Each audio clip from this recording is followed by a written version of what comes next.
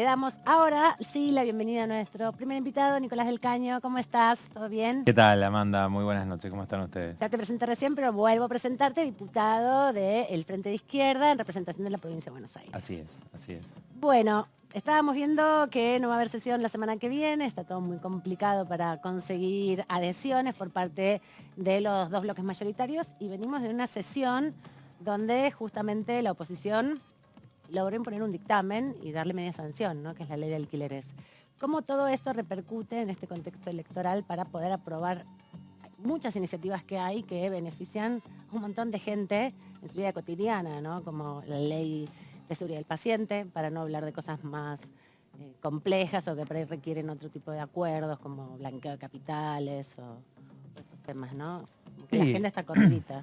Sí, obviamente después de las elecciones no es casual que se haya modificado la ley de alquileres, no en el sentido que por ahí nosotros pretendíamos y que siempre cuestionamos la ley que está vigente todavía, porque no da una respuesta a la situación de las inquilinas, de los inquilinos.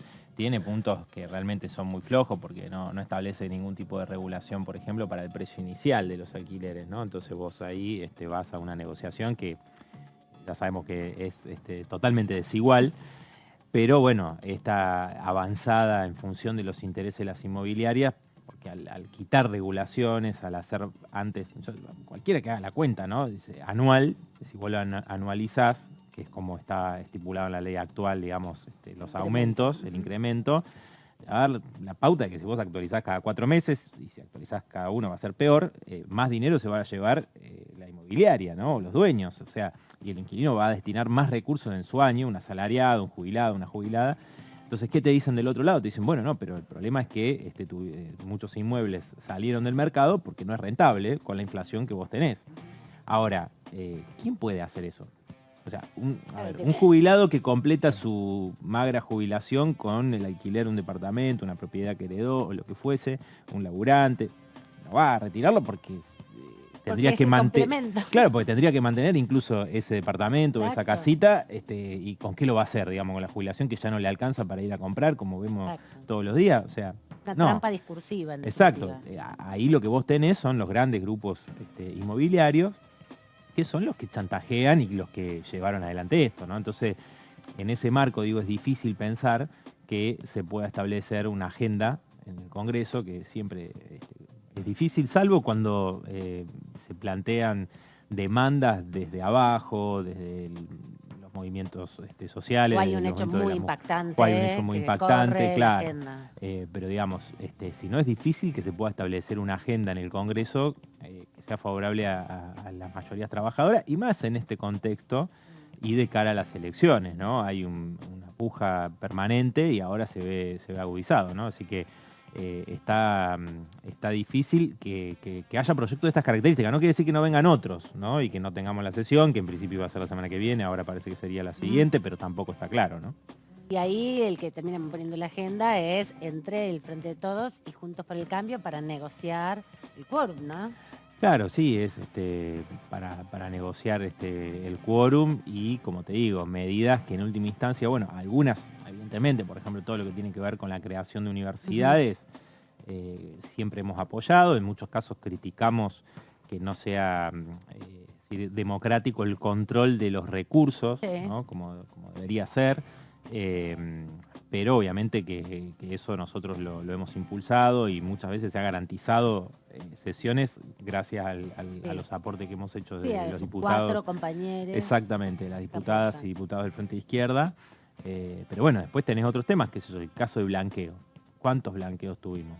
¿No? Y siempre es como que ya se establece, ¿no?, un premio a los evasores, que no son pequeño comerciante, laburante, o sea, estamos hablando de los grandes fugadores, de los grandes grupos empresarios, que son en realidad los que, en definitiva, después los premian. Esos ni siquiera traen la plata. Tampoco traen, tampoco se nunca se conforman, ¿viste? Es como ahora con esto, con esto del nuevo dólar soja que les otorga Sergio Massa, ¿no? Que ya salieron a pegar el grito en el cielo y decir, bueno, esto no nos convence, no es suficiente, ¿no? Pero bueno, siempre quieren más, ¿no? Eso es categórico, siempre están llorando porque nunca les alcanza, ¿no?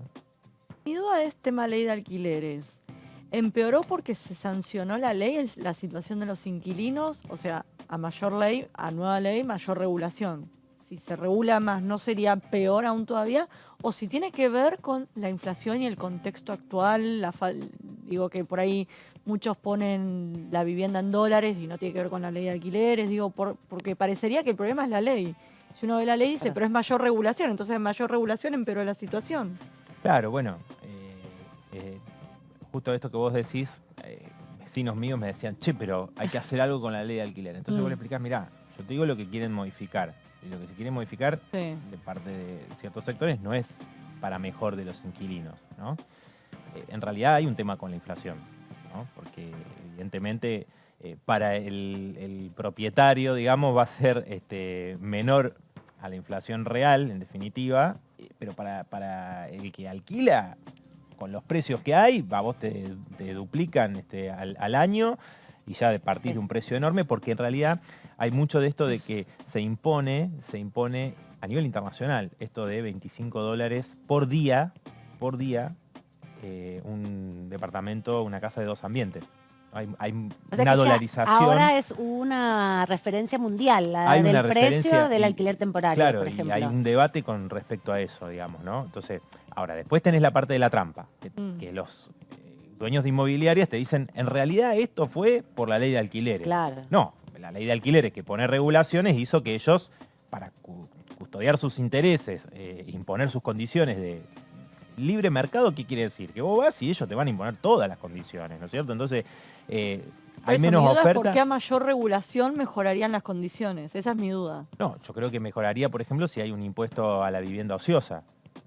No, por eso insisto, no es la vivienda ociosa de un Sí, jubilado, sí, es decir, obvio. de los grandes grupos inmobiliarios. Vos los obligás a volcar ¿Y hay esos un registro inmuebles. de cuántos grupos inmobiliarios hay? Mirá, hay algunos estudios que han Sí. hecho desde las organizaciones de inquilinos y demás. Sobre la vivienda vacía.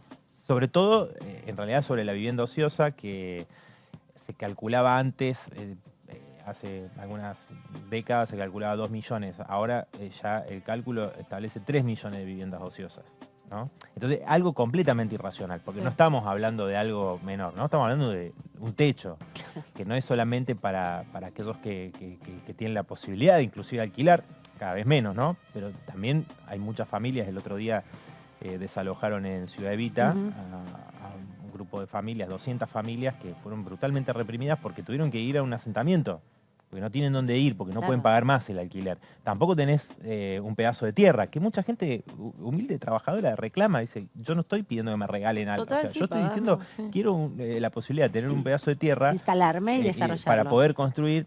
Obviamente, eso debería garantizarlo el Estado. Esa es mi duda, si no se carga sobre el propietario algo que no está garantizando el Estado, que es que haya planes de vivienda, que haya Bueno, créditos hipotecarios, que no haya inflación. Es que en realidad Que no haya muchas- inflación. se los privilegia permanentemente, digamos. O sea, si vos le das al revés, vos le tenés que establecer, si no ponen alquiler, tenés que establecer ese impuesto a la vivienda ociosa que lo obligue a ofrecer en el mercado esos Claro. inmuebles a un precio accesible para los inquilinos. Y además digamos. es un pasivo ambiental, porque los edificios están ahí construidos, no están habitados y consumen, digamos, igual. Están, pienso en la avenida San Juan, acá a unas cuadras del Congreso, está lleno de edificios nuevos, están tirando muchas casas viejas para hacer nuevos Claro, edificios. muchos hablan del despilfarro. Bueno, Vacíos. mirá si no hay despilfarro teniendo 3 millones de viviendas vacías. Vacíos, y eso también está ahí, se deteriora si nadie lo usa, Cuando, en claro, definitiva. y tenés familias que están peleando y están buscando la posibilidad de tener viviendo donde pueden. un techo, ¿no es cierto? No tienen dónde vivir. Entonces realmente es una situación difícil, pero es muy importante lo que vos decís, Débora, porque sí, se creó un sentido común que es producto de la ley. No es tan Esa es mi sencillo, duda. digamos, tan Eso. mecánico. Tan sino lineal. que, claro, tan lineal, sino que juega el tema inflacionario, obviamente, porque mucha gente dice, el alquiler me aumenta. Sí, hay una inflación Por eso. enorme. Entonces la regulación que se estableció, por eso nosotros cuestionamos, la regulación ni siquiera se queda a mitad de camino, digamos, es ultra parcial, Ujú, ¿no? ujú. Entonces, bueno, apuntamos a hacer algo mucho más global. Y quería llevarte más por el lado del... Hay un debate ya de los últimos meses muy centrado en el problema de la casta política, la política tradicional, y en el caso del Frente de Izquierda han presentado proyectos para que todo diputado cobre igual que una maestra. En ese sentido, ¿cómo ves el debate que se está dando ahora alrededor de la política tradicional y si hubo posibilidades de avanzar con ese proyecto que han presentado? Sí, en realidad, bueno, vos lo decís un poco también por Milei, que ha hecho todo un... Dona su sueldo a Milei.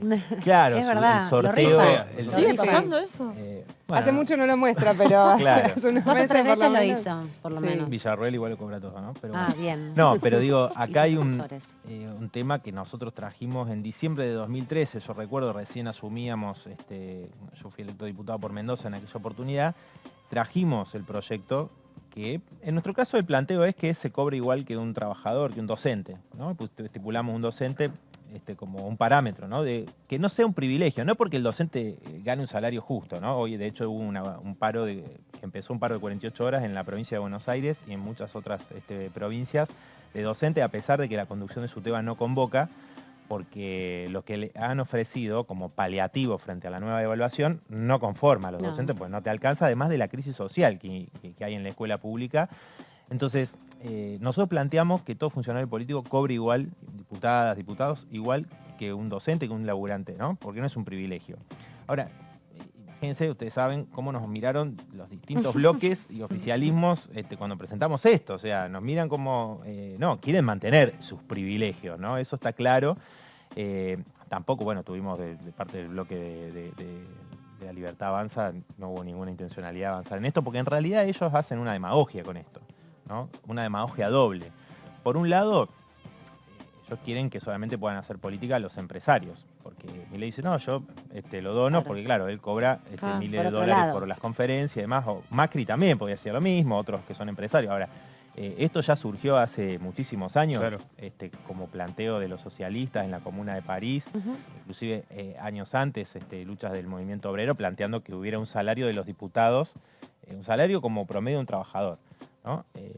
Para ellos la política tiene que hacer solamente los ricos. Bueno, Claro, eso que por se un lo puede lado. financiar, digamos. Claro, eso por un lado. Viven de otra cosa. Viven de otra cosa. Sí. Por otro lado, está lleno de alianzas con la casta, ¿no? Porque fíjate que hasta Sergio Berni explicó el otro día cómo le armaron las listas muchos intendentes del conurbano, intendentes peronistas, a Milei en los consejos, ¿no? Como José Cepaz y otros. No es que lo dijimos nosotros, lo dijo el propio Sergio Berni. Entonces, hay también de parte de Milei una negociación constante con la casta y ahora con la casta sindical, ¿no? Porque Barrio Nuevo, que recordado por aquella frase de hay que dejar de robar por 2 años. Y de quemar ¿no? urnas. Además... Y de tenerlo secuestrado un tiempito también el Ascar, ¿no? También en Bueno, su quincho. Bueno, entonces digo, ¿No? ese ¿También te tipo acordás? de casta, esos dirigentes sindicales, son los con los que ahora se está aliando Milei, Gerardo Martínez de la UOCRA, que creo que no sé si está hace 4 décadas como secretario Sí. general, miren si no está atornillado a sus sillones, si no es casta, con quien, bueno, tuvieron un encuentro donde están tratando de diseñar un plan para todos los convenios colectivos de trabajo similares a lo que es el de la construcción, donde se eliminaría la indemnización por despido, entre otras cosas. Y además ¿no? que son trabajos muy distintos, porque Claro. no es lo mismo trabajar en una oficina, trabajar en un Claro, barco, pero ahora empieza trabajar en totalmente, la obra, por trabajar eso, dando por eso. clases, Ahora, son tareas y lo último diferentes. sobre esto, digo, ¿por qué la Hace demagogia convenios. de Milei con respecto al tema de la casta?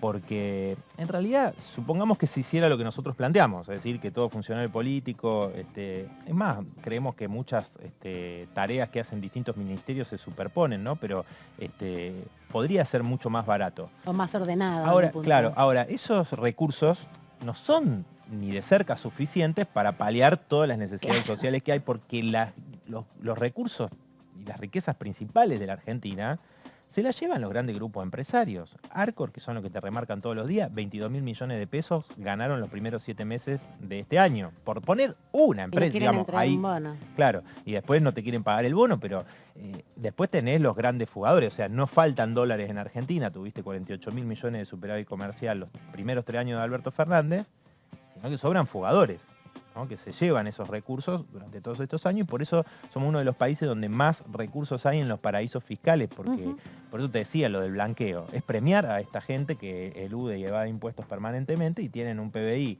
en el extranjero, ¿no? Y que son recursos que generan los trabajadores en la Argentina. Entonces no es que Argentina no hay recursos para paliar, para poder satisfacer todas estas necesidades. Entonces, cuando él dice esto de que el ajuste lo va a pagar la casta, mucha gente cree eso, cree que la política va falso totalmente. O sea, si vos no ajustás a los grandes empresarios, primero que no lo va a hacer.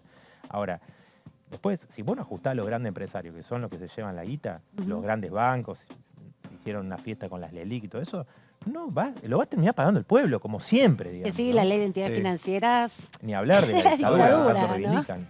¿No sentís que a veces se deslegitima estas posturas que tienen desde el frente de izquierda cuando tienen que votar para que los jueces paguen el impuesto a las ganancias y por una cuestión que a lo que es para el fisco, que los jueces no paguen el impuesto a las ganancias, los jueces que entraron en 2017 hayan votado en contra? ¿No sentís que a veces eso les legitima esas posiciones que ustedes tienen? Mira, yo sé que votaron en contra para que no paguen los trabajadores judiciales que ganan a hoy más de 700.000 pesos. bueno, pero son trabajadores. Es decir, tampoco, digamos, está bien, vos si querés compararlo con un laburante informal, Claro. le vas a llamar privilegiado, pero son trabajadores, digamos. ¿Por qué los trabajadores no pueden tener un salario mayor a lo que es la canasta familiar? ¿Por qué no pueden tenerlo? En realidad, No, el que lo problema tengan. en esa ley es que nosotros, así como también diputadas y diputados sindicales del peronismo, votaron en contra también, Sí. digamos. No fue solamente la izquierda que se opuso a eso por este argumento. Digo, porque del otro lado están los que defienden a la casta judicial. Nosotros siempre planteamos, y de hecho dijimos, ¿por qué no se separa en este proyecto? ¿No? Que paguen los jueces, votamos a favor, como hemos estado siempre, y por otro lado lo de los trabajadores, que nosotros no vamos a estar de acuerdo. A ver, Sergio Massa vino acá con una separata, ¿no? Dijo, no, la separata, hicieron todo un anuncio de que había una separata en el presupuesto del 2023. Algo nuevo, dijeron, no, vamos a poner esto en estudio, 5 puntos del Producto Bruto en exenciones impositivas y distintos tipos de subsidios a los grandes grupos empresarios en la Argentina. Lo dijo Massa, ¿no? Que es de ellos. Digo, y eso no se tocó. O sea, ¿para qué sirvió la separata esa, digamos? Para nada, absolutamente para nada. O sea, para saber hacer... cuánto nos sale. Digo, Para deprimirnos. Claro, yo digo, ahí están los recursos. ¿Por qué se lo vas a sacar a un laburante que gana un poquito más? ¿No? Y generar toda esta cuestión que se dice, bueno, pero mirá, los judiciales tienen un régimen de tantas horas y mirá lo que ganan. Eso es lo que busca mi ley. Mi ley, ¿qué es lo que busca? Busca enfrentar trabajadores con trabajadores. Decir, mira, vas a tener derechos, vos que no tenés derecho a enfermarte, porque no tenés licencia por enfermedad, no tenés vacaciones, no tenés aguinaldo y demás, lo vas a tener cuando se lo saquemos al que hoy lo tiene. Eso, pero... y busca ese enfrentamiento, ¿no? Entre propios laburantes, y los sindicatos son cómplices de eso. Nosotros en realidad creemos que hay una situación difícil. ¿Por qué son cómplices? ¿Los dirigentes sindicales? Ah, perdón, pensé que decían los sindicatos en general. No, los dirigentes sindicales, digamos, mayoritarios, te digo, ¿no? Porque ahí hay una complicidad en que no se ha planteado ningún reclamo que contenga las demandas de trabajadores informales y desocupados. Los sindicatos, a lo sumo, cuando hay presión de sus bases, dicen vamos a pelear por un bono o por alguna recomposición, pero digamos, abonan a esa separación. Tanto se ha escrito sobre el voto a mi ley de sectores informales de trabajadores, pero hay una responsabilidad de los dirigentes sindicales en esto, de luchar por lo corporativo nada más de un sector y no plantear, por ejemplo, nosotros tenemos una propuesta, ustedes la conocen, reducción de la jornada de trabajo a 6 horas para repartir las horas de trabajo entre ocupados y desocupados sin afectar el salario. Si empezás hoy mismo a aplicar esta medida en las 12.000 grandes empresas de la Argentina, podés crear 1.200.000 puestos de trabajo. Y podemos empezar a unir a esos trabajadores informales, a los cuales podrían acceder a un trabajo formal, desocupados, que reciben los planes potenciar trabajo, que son más que insuficientes, con eso complementan sus empleos informales, poder empezar a tejer esa unidad. Y eso es lo que realmente le molesta al poder económico, la unidad de los laburantes. Las mujeres dieron un gran ejemplo en Argentina con la lucha por el derecho al aborto. Sí, lo que pasa es que cuando hablas de licencia ya es distinto, ¿no? Porque las Bueno, que tienen que dar las licencias son las que tienen a sus empleadas domésticas o a sus cuidadoras de niños. Entonces ahí ya no es tan fácil unir las mismas relaciones como en el aborto cuando se construyó y se pudo lograr después de muchos años la idea de que todas abortábamos, ¿no? Eso fue lo que unificó. Pero acá cuando, no sé, una de las diputadas también le tiene que pagar a su empleada le tiene que pagar licencias, ¿no? Sí, bueno. Y ahí no sé cuánto votan, hace 20 años que se quiere discutir eso. Por supuesto, y hay nosotros colaboramos, digamos, en el Sí, en el proyecto, en el dictamen. dictamen y todo, y obviamente que ahí hay intereses de clase, ¿no? Por supuesto que hay intereses de clase, y sería un avance importante, digamos, ¿no? Creo que hay que pensar toda esta discusión en este escenario, teniendo en cuenta de que si no recuperamos la organización, la movilización de los trabajadores, de las mujeres, que también, digo, cuando se discutió el tema del aborto, también se demostró, digamos, que las mujeres más perjudicadas son las mujeres más pobres, de última, que no tenían recursos para pagar una clínica privada, digo, para hacer un aborto en condiciones, además, terribles, ¿no? Entonces, bueno, ahí vos te das cuenta, digamos, que siempre está cruzado por la cuestión de clase. Entonces me parece que es importante retomar esto, porque en realidad para enfrentar al poder económico, digo, porque hoy mucha gente te dice, ¿no? Bueno, mirá, Milei, Villarruel, Bullrich, ¿no? La derecha, pero digo, Massa con sus políticas, el gobierno, que por eso perdieron 6 millones de votos, porque prometieron llenar la heladera y ajustaron brutalmente, y es más, la devaluación que se aplica después de las PASO, ni siquiera se anunció previamente. Dijo, no, esto estaba acordado antes con el Fondo Monetario. Yo me pregunto, si Massa hubiese sacado más votos, devaluaba más entonces, ¿no? O sea, ¿cómo es la cuestión? Y eso favorece a salidas de este tipo, donde prima un sentimiento de bronca, pero que no se canaliza sobre la organización colectiva de los trabajadores, sino por estos sectores de ultraderecha, ¿no? Y ustedes en las elecciones de hace 2 años fueron la tercera fuerza más votada. En esta oportunidad se tergiversó todo. ¿A qué le atribuís que los jóvenes, no solo los jóvenes votaron a Milei, pero uno en general asocia más a los jóvenes con espacios con ustedes? ¿Por qué crees que se fue para el otro lado, para el otro extremo, en esta elección el votante? Mira, yo creo que una parte se promovió mucho a Milei, digo, esto de que le armaron las listas del peronismo que reconoció Bernie, la promoción de los medios de comunicación, de ciertos grupos empresarios, que yo recuerdo siempre, creo que fue el año pasado, en estas reuniones del Yao Yao que hacen, que un empresario dijo, le preguntaron, ¿usted lo ve a Milei como presidente? Y no sé, es difícil, pero sí es importante que esté todo el tiempo en los medios de comunicación porque dice lo que nosotros queremos, ¿no? Ahora tienen temor porque no saben dónde va a terminar lo de Milei, porque ya dijo que lo de la dolarización no se va a hacer, porque no tienen dólares, ¿no? Algo que siempre se dijo, pero bueno. Ahora, yo creo que explotó mucho esta bronca contra la dirigencia política, ocultando que detrás de esto está de la defensa de los grandes empresarios para los que gobernó esa casta política.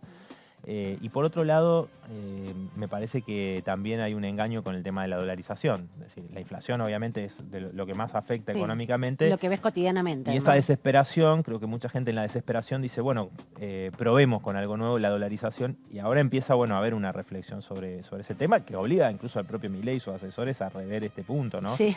Pero yo creo que también nosotros de la izquierda quizás tenemos una dificultad mayor en esta situación, porque hay una responsabilidad de las conducciones sindicales, de distintos sectores, de haber sacado de escena a los trabajadores de las calles, ¿no? Durante todo este tiempo. Decir, bueno, no hay que hacer nada porque total va a venir un gobierno que va a estar de nuestro lado. Y eso se mostró que no es así, o sea, creo que la única confianza tiene que estar en esa organización, en esa fuerza colectiva, porque si no prima esto, el individualismo, ¿no? Decir, bueno, yo me voy a salvar, en su momento con Macri fue la cuestión de la meritocracia, ¿no? Es lógico, porque muchos laburantes se esfuerzan mucho, digo, porque cada vez tenés que laburar más, entonces no te alcanza, qué sé yo, entonces todo este esfuerzo, pero la responsabilidad no está en cargárselo a otros trabajadores que están en condiciones peores, porque quien recibe un plan potenciar trabajo no quiere estar en esas condiciones, digamos, ¿no? Es la lona, más recibe 2 pesos con 5 Entonces, claro, entonces ese es el punto, ¿no? La confianza en la lucha colectiva. En Jujuy quizás se vio un poco eso, con esta reforma de Morales, donde salieron los docentes. Pero aún ahí ganó Milei. Bueno, Milei ganó, pero justamente es muy contradictorio lo de Jujuy, tremendo. porque mucha de esa gente lo hizo como un castigo a Morales. Claro. Como un castigo a Morales. De hecho, mucha gente no conoce la postura de Milei sobre la reforma de Morales. Fue más el nombre como un clickbait, como voy a entrar y no encontrar nada dentro de lo que... Hay estudios que indican, mucha de esa gente está en contra no De lo solo que de la reforma, plantea. sino de la represión. Y Milei dijo que fue un tibio Morales Claro. en la represión. O sea, digo, hay una confusión Digo, que importante. están a favor de la educación pública, pero votan a Milei que te plantea lo de los vouchers, o están a favor de Sí, la como salud que no pública, unen claro. imagen con mensaje. Que me ¿no? parece que Como tiene no que se ver más puede con esto unir. del enojo o la inflación, que bueno, algo distinto. Claro, igualmente en Jujuy, o sea, la izquierda hizo una elección de 10 puntos, con Alejandro Vilca, Sí. en una elección presidencial, a senador obtuvimos el 10% de los votos, ganando en Humahuaca y en varios lugares donde más fuerte fue la lucha de las comunidades originarias, con los cortes de ruta, con la solidaridad junto con los docentes y distintos sectores de los pueblos, que eso también te marca, ¿no? Es decir, cuando se da esa confianza en la propia fuerza del pueblo, creo que la izquierda puede tener mucha más chance, ¿no? Y a eso es lo que tenemos que apostar, y la elección, junto con Miriam Bregman, estamos tratando de mostrar estas perspectivas de mayor ajuste que se vienen, y que entonces tenemos que prepararnos, y por eso fortalecer a la izquierda tiene que ver con esa preparación para lo que se viene, ¿no? Y vas a tener un debate, va a haber un debate de vicepresidentes y Va a haber un justo hay 2 vicepresidentes que son diputados de esta Cámara. Bueno, va a estar Victoria Villarroel, además de vos que sos de la lista del Frente de Izquierda. Además se sientan Sí, cerca estaba en el pensando lo recinto. mismo. Sí, están ahí pegaditos en el Sí, recinto. la que está sentada en el límite es de Romina Romina Pla. con Claro, Romina, Toca que- tenerla, encima. tener No, acá. pero esta semana hubo mucho revuelo por, bueno, el acto que hicieron en la legislatura porteña, que, bueno, participó ahí Victoria Villarroel. Hubo algunas manifestaciones de rechazo donde participaron, para ver también qué evaluación haces de todo este discurso que tiene alrededor de el terrorismo de Estado, la dictadura, una persona que puede llegar a ser vicepresidenta del país. Sí, bueno, a ver, Victoria Villarroel organizaba visitas a la casa de Videla cuando tenía prisión domiciliaria. En una entrevista dijo que luego del golpe genocida la gente estaba más cuidada, más protegida. Sí, más segura. Más Sí, así segura, es verdad. que lo no dijo. fue que no fue terrorismo de Estado, o sea, hay un negacionismo sobre lo que fue el genocidio, la dictadura. Además de organizar la visita a Videla y a otros genocidas, que digo, habría que pensar qué es lo que hablaba con Claro. Videla y estos genocidas cuando iba a visitarlos. ¿Le habrá preguntado qué hacían con los desaparecidos? ¿Qué hicieron con los 30.000 detenidos desaparecidos? ¿Sabrá Villarroel qué hacían? ¿Qué hacían? Digo, por ejemplo, apareció en un cuaderno de Miguel Echecolás.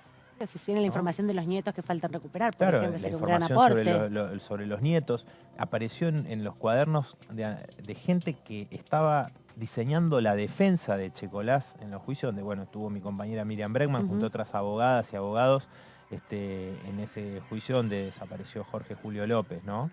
Uno de los testigos. Uno de los testigos, y Principales que quizás mucha gente más joven no lo conoce o no lo recuerda, pero era uno de los testigos claves, ¿no? Y ahí mostraron que tenían todavía el poder para desaparecer, en este caso a Julio López, que era un testigo clave. Victoria Villarroel figura en los cuadernos, están en la causa, figura en los cuadernos, en las anotaciones que tenía Echecolás, como uno Como de sus un contacto. contactos, digamos, para diseñar la defensa. Como parte de ¿no? su estrategia, digamos. Claro, bueno, Miriam Bregman mientras estaba allí en los juicios, buscando el castigo a los genocidas, que se declarara también el genocidio en esas causas, ¿no? Del otro lado, Villarroel y otros le gritaban, ¿no? Defendiendo a los genocidas. Pero tengamos en cuenta eso, o sea, campos de concentración, defender la dictadura, digo, me parece que ahí hay un tema que se va a dar, obviamente, no solo en los debates, sino que tiene que darse en el debate público, dar a conocer a muchos de los jóvenes que no conocen. ¿Eso lo ves como algo aislado o crees que por ahí los más jóvenes o gente creo que que en la su juventud momento no medio apoya que lo esto. guardó y ahora creo sale? que la No juventud accede a esa información. No apoya esto, aparte, y muchos quizás conocen, no conocen todo, ¿no? Violaban a las mujeres, o sea, las torturas. Digo, es realmente algo que quizá uno, en mi caso, en la secundaria permanentemente había Somos de otra generación. conversación sobre el Claro. tema, y los 20 años del golpe fueron movilizaciones masivas Sí. que se dieron en toda la Argentina. Me parece que bueno, eso hay que recrearlo fuertemente, Sí. y también, digo, porque hay una relación entre ese golpe y los grupos empresarios que lo promovieron, que tenían el campo de concentración, digo, ¿no? En sus propias empresas, ¿no? Yo te quería preguntar por uno de los temas de la agenda de acá de la Cámara. Apoyaron el proyecto de licencias parentales. Tengo entendido que Romina, que integraba Comisión de Trabajo, firmó, o de Mujeres, no me acuerdo, firmó el dictamen, ¿no? ¿En disidencia? Está la firma de Miriam Bregman. Ella está en Claro, Mujeres y Género. Está la firma de Miriam Bregman, sí. Nosotros teníamos un proyecto nuestro, bueno, hicimos aporte del dictamen y ahí hay una disidencia para expresar por ahí algunas cosas que vamos a marcar. ¿Qué posibilidad ves de que avance? ¿Cómo viste el proyecto y el proceso de debate con varias jornadas informativas? No, me parece que es un debate más que importante, ¿no? O sea, obviamente esperemos que pueda avanzar en la Cámara de Diputados. Hay algo que es un derecho postergado, digamos, durante muchísimo tiempo. Me parece que junto con otros temas también es algo que es fundamental. No sé cómo va a ser el tema del quórum, digamos, y la votación. Habrá que ver, pero me parece que es un tema que muy, muy importante. Por eso hemos hecho este aporte, digamos, también al dictamen, ¿no? ¿Y cómo va la discusión de las licencias dentro de las masculinidades en los espacios políticos que vos transitás, esos los gremios, las comisiones internas? También hubo mucha resistencia durante mucho tiempo de la masculinidad de aceptar, de hecho hay algunos convenios que tienen licencias especiales más largas y los varones sobre todo no las toman, ¿no? ¿Ves que está empezando a discutirse eso o que todavía es reticente y se entiende como un derecho de las mujeres nomás? No, yo creo que hay desigualdad, me parece, también en el debate, ¿no? Quizá en algunos gremios se puede haber un avance mayor, ¿no? También porque hay un movimiento de mujeres que impone también la discusión, el debate, y me parece que eso también en muchos compañeros también, digamos, han tomado bien y toman también esto como una pelea por la igualdad, ¿no es cierto? Bien. Entonces me parece que ahí hay un desafío igual, porque hay gremios donde el debate no se da bajo ningún punto de vista, ¿no?